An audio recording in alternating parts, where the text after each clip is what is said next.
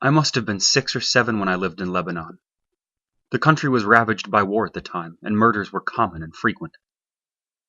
I remember during a particularly vicious era, when the bombings rarely stopped, I would stay at home sitting in front of my television watching a very, very strange show.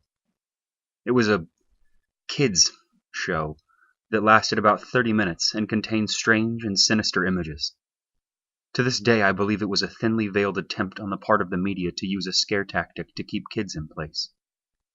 The moral of every episode revolved around very uptight ideologies, stuff like bad kids stay up late, bad kids have their hands under the covers when they sleep, and bad kids steal food from the fridge at night. It was very weird, and in Arabic on top of it. I didn't understand much of it, but for the most part the images were very graphic and comprehensive. The thing that stuck with me the most, however, was the closing scene. It remained much the same in every episode. The camera would zoom in on an old, rusted, closed door, and as it got closer to the door, strange and sometimes even agonizing screams would become more audible. It was extremely frightening, especially for children's programming. Then a text would appear on the screen in Arabic reading, "That's where bad kids go."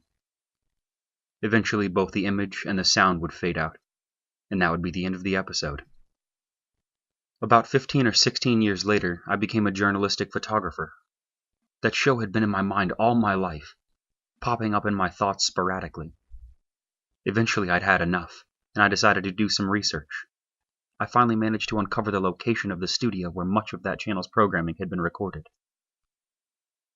Upon further research, and eventually traveling on site, I found out it was now desolate and had been abandoned after the big war ended.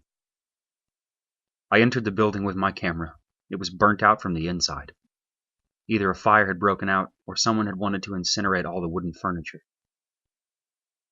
After a few hours of cautiously making my way into the studio and snapping pictures, I found an isolated, out-of-the-way room.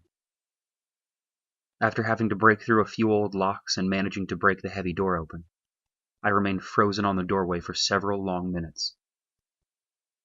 Traces of blood, feces, and tiny bone fragments lay scattered across the floor. It was a small room, and an extremely morbid scene. What truly frightened me, though, what made me turn away and never want to come back, was the bolted, caged microphone hanging from the ceiling in the middle of the room. And I thought about those screams.